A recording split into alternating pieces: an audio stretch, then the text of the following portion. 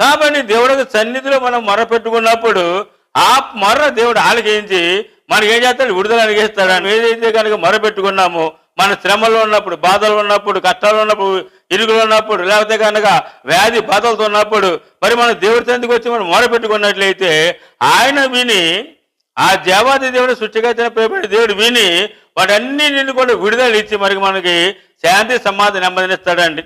కాబట్టి దేవుడికి సన్నిధిలో మొట్టమొదటి చూసినట్లయితే జీవమార్గం పోయేటువంటి మార్గమును, అలాగే నిత్యం సంతోషం, సంపూర్ణ సంతోషమును, తర్వాత చూసిన ఆయన చేదు సుఖములను ఉంటాయి. రెండో చూసినట్లయితే కనుక శ్రమలో మనము కృంగిపోకుండా దేవుడి సన్నిధికి వచ్చి మనం మొరపెట్టుకున్నట్లయితే ఆ శ్రమ నుండి దేవుడు విడిపిస్తాడు. మూడోది మనం చూసినట్లయితే కనుక 32వ కీర్తన 5వ వచనం చదువుకుందాం. నా దోషమును కప్పుకొనక నీ ఎదుట నా పాపం ఒప్పుకొంటిని, యెహోవా నీ సన్నిధిని అతిక్రమములు ఒప్పుకొందున